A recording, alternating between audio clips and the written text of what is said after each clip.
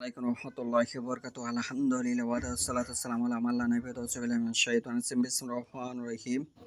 عن سهل ابن سعد أن أبا أسيد صاحب النبي صلى الله عليه وسلم أرس فدعا النبي صلى الله عليه وسلم لأرسه فكانت عروس قادماهم فقال سهل للقوم هل تدرون ما ساقته قال أن قعد له تمرا في طور من الليل حتى أصبح عليه فساقته ياه।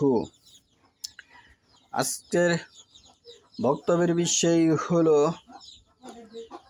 নববধূ কি নতুন অবস্থায় কি কোনো মেহমানকে খাওয়া দাওয়া করাতে পারবে কিনা সে সম্পর্কে আমি যে হাদিসটি তালাওয়াত করেছি সহিহুল বুখারী শরীফের 6 নম্বর খণ্ড পর্ব 83 অধ্যায় 21 হাদিস নম্বর 6685।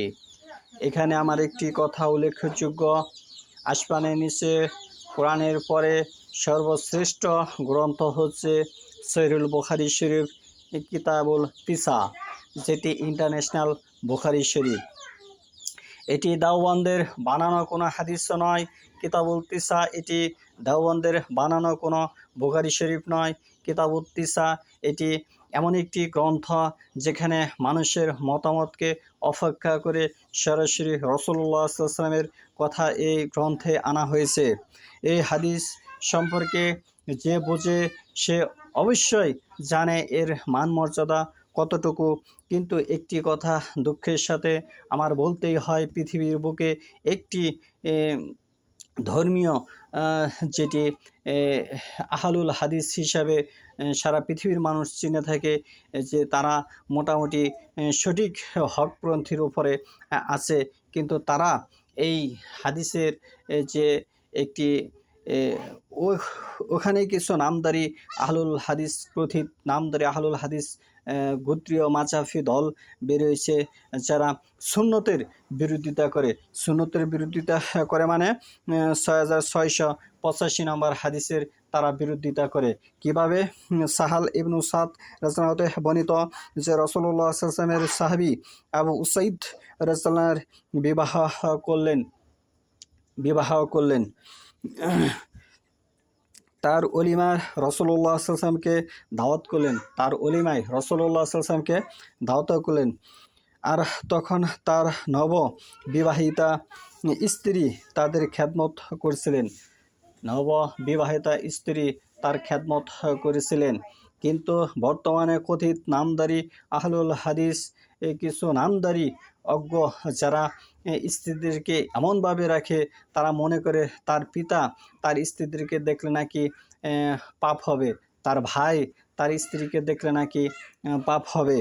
এটি কোরআন সুন্নাহর পরিপন্থী, এই হাদিসের পরিপন্থী। সাহাল রাদিয়াল্লাহু তার গোত্রের লোকদেরকে বললেন, তোমরা কি জানো সে মহিলা নবী সাল্লামকে কি পান করেছিল? সে রাত্রিবেলা একটি পাত্রে তার জন্য খেজুর ভিজিয়ে রেখেছিল সকাল পর্যন্ত, আর সেগুলি সে তাকে পান করালো। এই হাদিস থেকে কি বুঝতে পারলেন আমি জানি না। এই হাদিসের ব্যাখ্যা বিশ্লেষণে মুহাদ্দিসগণ এভাবে এটা ব্যাখ্যা বিশ্লেষণ করেছেন।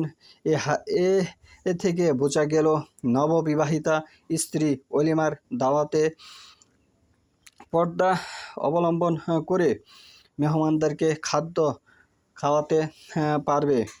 এটা সুন্নত। এটা কি সুন্নত? মুহাদ্দিসগণ এটি সমর্থন করেছেন এবং এই হাদিস থেকে এটি স্পষ্টভাবে বোঝা যাচ্ছে যে পর্দা যথারীতি পর্দা অবলম্বন করে মানুষের যে একটি স্বাভাবিক পর্দা আছে, পর্দা মুখমণ্ডল ঢাকা যাবে না, 2 হাতের কবজি ঢাকা যাবে না, তারপরে মাথা হতে পায়ের পাতা পর্যন্ত সর্বাঙ্গ ঢাকতে হবে। এই হচ্ছে সুন্নতি পর্দা। কিন্তু আমাদের এই ভারতবর্ষে কিছু ঘোড়াপন্থী দল বেরিয়ে হয়েছে, বিভিন্ন দলে বিভক্ত হয়েছে ইসলাম। তারা পর্দা বলতে মুখমণ্ডল সহ চোখ পর্যন্ত তারা ঢেকে ফেলে, যা সুন্নতের বিরোধিতা। বিভিন্ন হাদিস থেকে স্পষ্টভাবে দলিল এসেছে মুখমণ্ডল এবং 2 হাতের কবজি ব্যতীত সর্বাঙ্গ ঢাকতে হবে। এখানে আমাদের ভারতবর্ষের ইসলামের বিষয়ে এখনও শিক্ষার ঘাটতি রয়েছে, যেখানে কোরআন সুন্নাহ রাসূলুল্লাহ সাল্লাল্লাহু আলাইহি ওয়াসাল্লামের বিরোধিতা হয়, সেটি কশ্চিনকালেও ইসলামের অন্তর্ভুক্ত হবে না।